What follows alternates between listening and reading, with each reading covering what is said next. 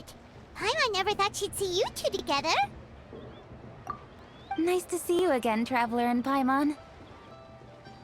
Oh, we're not interrupting anything, are we? Not at all. I wasn't in the middle of an interview or anything. I was just asking Miss Keqing about purchasing a kite.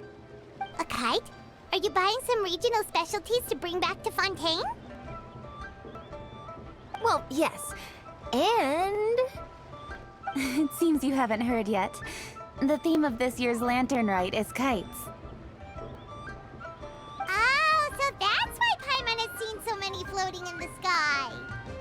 Liyue Harbour is always changing, so it is only fitting that Lantern Rite should change in turn. The Keqing believes it would benefit Liyue to build on our own cultural foundation by embracing the technologies of other nations. After all, it is said that the stones of another mountain may serve to better polish one's own jade. yeah, remember my business meeting with Tianquan Ningguang the last time I was in Liyue Harbour? That's what it was about. But all I really did was use my network to introduce Lady Ningguang to some interesting people. I'm not sure that quite counts as fostering cooperation. In the end, we decided to combine Liyue's traditional art of kite making with Fontaine's mechanical vertical lifting device. Mechanical lifting device? Sounds pretty impressive. But don't kites just use the wind to fly? Why would you need to add something mechanical? Well, you've actually just answered your own question, Paimon. How high and far a kite can fly depends as much on the weather conditions as on the skill of the person holding the string. But as soon as there's no wind, you can only flail about helplessly like a sweet flower medaka out of water. Experience doesn't matter at that point. Exactly. Liyue is now a nation ruled by humans, after all. It's about time we had the power to make a kite fly, don't you think? Plus, the easier we can make it to enjoy, the more people will want to participate. Right? I also thought it was a novel idea. Plus, it shouldn't cost much to do. With Miss Charlotte's help, everything has gone smoothly. Our new mechanical kites are already available to purchase from a stall in the harbor. We're having trouble keeping up with demand. We also gave quite a bit of thought to the price. We didn't want it to be too much more expensive than a traditional kite. Cool! Turns out you two and Ningguang like playing with toys just as much as Paimon! Toys? They're not exactly toys. You see, Miss Keqing, that does seem to be everyone's first reaction. Although kites are one of our most time-honored cultural relics, outside of their use in certain ceremonies, I suppose they're considered playthings more than anything now. But to me, there's so much more than that. Think for a second about how remarkable it is that a flimsy paper kite attached to a string has the capacity to touch the sky. It is this slight piece of paper that also carries the weight of Liyue's cultural traditions. There's an old poem that goes, "O kite born of paper, flying true and sound, a lone traveler wanders, just waiting to be found." In the past, poets from Liyue used kites to symbolize a feeling of longing, or evoke the peacefulness of idyllic rural scenery. If the people of today can derive enjoyment from this activity, they will not only be more likely to better appreciate the tradition. That's the Keqing we know, always thinking 5 steps ahead of anyone else. Well said, Miss Keqing. I've learned quite a bit myself. As long as you're willing to listen, I'm happy to share. I also know quite a lot about the various folk traditions related to kites. For example, whenever a kite blew away, people would say it was the Adepti that summoned the wind to take it away as an offering. That way, you can turn an unfortunate event into an auspicious one. What about something more fun? Do you know anything like that? More fun. Let me think. Oh, I suppose we should first talk about how kites are made. It's another one of our precious forms of traditional craftsmanship. My grandfather told me that, back when he was a boy, children learned the art of kite making step by step from their elders. First, you use the thin strips of bamboo to construct the frame. Then, you draw a design of your choice on a piece of paper. paste it onto the frame, and tie on the string. Then, you look towards the sky and release the kite to soar among the clouds. Some people write down certain names or desires on their kites, cut the string, and let them fly free. Others may place particular thoughts or meaning into the design itself. Are certain designs associated with certain meanings? I'm gonna jot all of this down. Well, for example, kites in the shape of a butterfly typically symbolize freedom, happiness, or the desire to break free. Fascinating. What else can you tell me? The scissored-tailed swallow is the most classic design. It symbolizes good fortune and joyful tidings. Different colors also have small variations in meaning. Are these commonly understood meanings and symbols in Liyue? Kind of like the language of flowers in Fontaine. I believe so. Most have probably heard something about it from their elders at some point. If you're interested, Miss Charlotte, I have several books on the topic that I could lend you. They could be a useful reference. That would be a huge help! Great! Looks like I've got the outline for quite the article on my hands. Perfect! We're gonna take a look around. Then I'll show Miss Charlotte to my home for a little while. I almost forgot. The Ministry of Civil Affairs is hosting a kite flying contest on the night of Lantern Rite. If you're interested, you're more than welcome to bring a kite and participate. The rules are simple. Whoever flies their kite the highest and furthest within the time limit will receive a special honor along with a secret prize. I've already prepared more than enough empty film for the event. I can see the spectacle already. Oh, Paimon was on board the moment you said secret prize. Then I'll look forward to seeing your performance. You bet! See you then!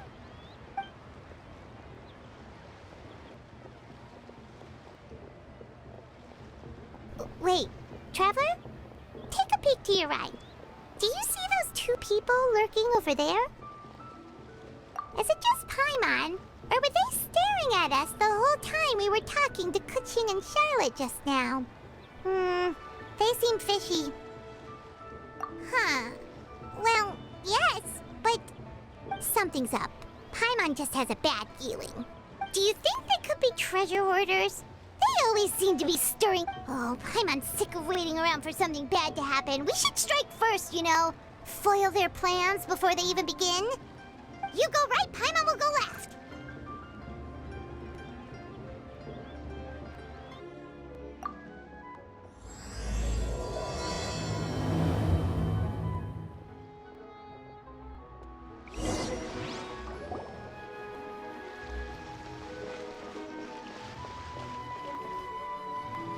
Oh.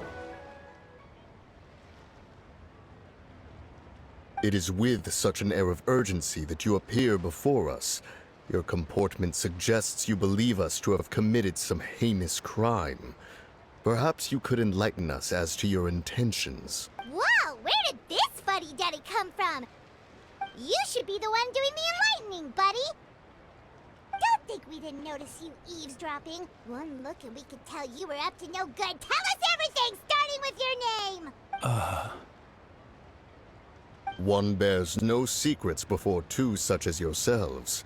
You stand in the presence of the mighty and illuminated Adeptus, Moon Carver. For the purpose of this foray into the mortal realm, however, you may address one as Hojong. You kidding? That deer's got his head stuck so far up in the clouds, there's no way he'd humble himself down here with the rest of us. You may want to hold your tongue, Paimon. Don't think that Paimon is gonna believe you just because you know her name. Let Paimon guess. You're supposed to be Mountain Shaper, right? Indeed. Mooncarver and myself have descended upon the mortal realm for a visit. The two of you may call me Jiahu. Huh. Looks like you did your research. But in our experience, the harder you try to lead us on, the more likely it is that we've got a big fish on our hands. We'll go straight to the Millilith and have you arrested for impersonating a death guy. Preposterous! Utterly preposterous! Right! Tell us something that only an Adeptus would know. And it better not be some common knowledge that any person on the street could tell you. During the last Lantern Rite, we gathered at Mount Hulao with Rex Lapis and made use of Cloud Retainer's supreme cuisine machine to prepare bamboo shoot soup. Perhaps you have some recollection? The flavor of that soup was more than enough to whet one's appetite. As such, Cloud Retainer assented to my use of the device beyond that singular occasion, providing other recipes to boot. Since then, one has dabbled in the pleasures of the culinary arts whenever time allows. Dabbled? Upon one's last sojourn to your mountain, did you not immediately attempt to hide the device behind a chunk of amber as soon as one's presence was known? Did one not speak up on your behalf but a moment ago? This is how you choose to repay that kindness? One is simply trying to emphasize the veracity of our claim. That does not mean you should reveal personal matters so readily. They might think one bears no difference from Cloud Retainer. Forget it. One does not have the breath to waste on such petty trifles. That might have been more detail than we needed. Seems like you two are the real deal, and Paimon sorry for suspecting you. But, for beings as forgiving as yourselves, this is just water under the bridge, right? You indeed have an agile mind. Cloud Retainer was not mistaken in her high estimation of you. Paimon's still curious about something. It's just, Paimon can understand why Mountain Shaper is here, but why did you decide to come to the city, Mooncarver? It's not really your thing, is it? It is but an inevitable eventuality. Long have the mountains remained strangely idle since Cloud Retainer's move to Liyue Harbour. With Lantern Rite near at hand, one would expect Cloud Retainer to provide us with an account of the festivities in advance. Yet to this day she has failed to appear. Cloud Retainer is hardly the forgetful sort. One must never rest idle in the face of that which demands action. And since our acquaintances dwell in Liyue Harbour, we had to travel here in human form to avail ourselves of their aid, Cloud Retainers in this case. But a moment ago, one heard you speak of a mechanical kite of sorts. It appears the essence of the situation has hitherto revealed itself. Now it is time for one to retire back to one's abode. So, you're not looking for Cloud Retainer anymore? Perhaps there are aspects of Cloud Retainer's temperament that remain opaque to young Paimon. Given one's understanding, one can only imagine the anger that now consumes her. Cloud Retainer is of a proud and arrogant disposition. She holds the belief that her skill in mechanics surpasses that of all others. One can be quite certain it is hardly with an open mind that she regards the arrival of this new technology. One surmises that she has shut herself away, refused all company, and buried herself in the study of her own creations. To call on her would only invite her rebuke. However, if you do happen to cross paths with her over the next few days, do pass along one's regards. Sure, leave it to us. Have a safe trip back, enjoy the scenery, and happy Lantern Rite! Thank you for your kind words. We shall now depart. We got all worked up for nothing, huh? All that trouble and it turned out to be people we knew all along. Well, it's still pretty early. Let's head over and check out the kite stalls. Paimon wants to see what kinds of kites we can buy to use in the competition. The bigger and prettier, the better.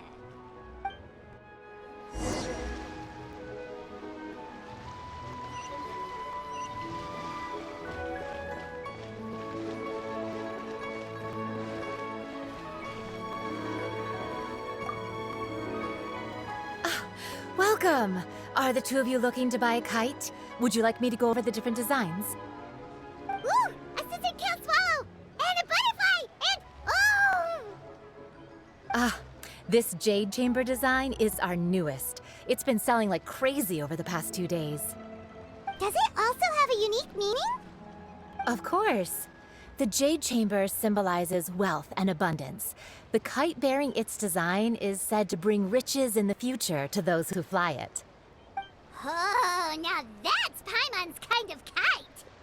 I apologize for the interruption, but are all your wares in order, Miss Genuine? Yes, they're just over there. The paper, bamboo, and dyes. All the necessary kite-making materials. Wonderful! I'll pack them up and get a guard to deliver the goods to Yilong Wharf for you. Yilong Wharf? Oh, wonder what that place is like during Lantern Rite. Paimon would love to go take a look. Well, if the two of you are interested in going to Yilong Wharf, then could I trouble you to find Gaming and deliver these goods together? Is Gaming the guard you just mentioned? Well, yes. The communications office handles shipments and transports around Liyue. He works for the Secure Transport Agency, one of our sub-organizations. The problem is, many of my colleagues have taken leave during Lantern Rite to spend time with their families. So, our available workforce has seen a dramatic decrease recently. If you were willing to help out, then I could get a head start on my next appointment. You do seem really pressed for time. Of course. Hard work deserves ample rewards. Now, at this time of day, Gaming should be somewhere in the vicinity. Just follow the main road until you see the head of a Wushu dance costume. Should be on your right. Be sure to come back if you'd like to buy a kite. I'll even give you a discount.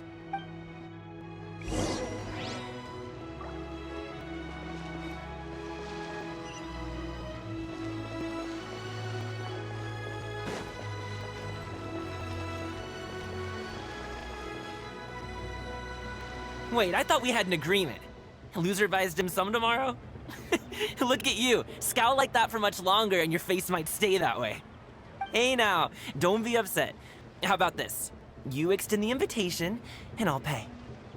No way, Gaming. You're always the one picking up the tab.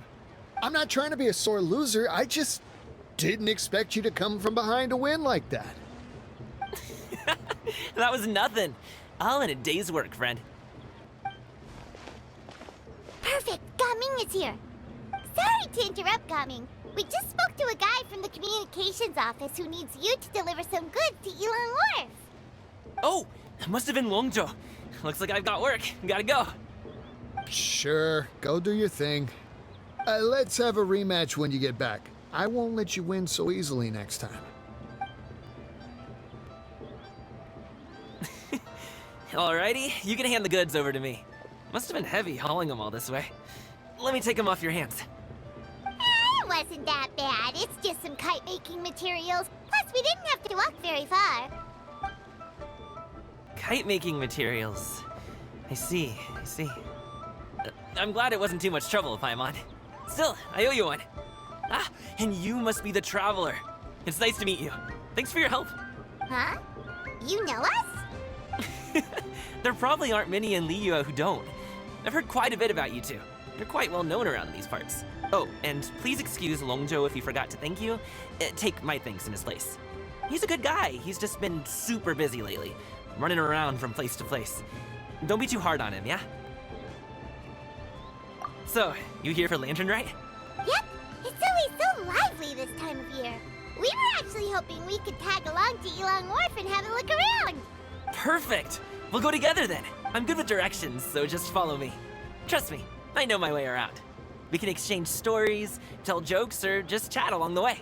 Oh, and there are a couple of good places to eat along our route. We can stop and grab a bite when it's time. The ingredients are fresh, the portions are generous, and the prices won't break the bank. You can order anything, and I promise, you won't be disappointed. Order anything? Hey, did you really have to call Paimon out like that in front of our new friend? Don't worry, I understand. I joke around like that with my friends, too. It just shows how close you are. Do you need to pack anything up before we hit the road? I can wait. Nope, our things are always packed and ready. We're pretty much travel experts at this point. Oh, that's right. Then let's get going. If we run into any trouble, you can count on me to protect you. I am a guard, after all.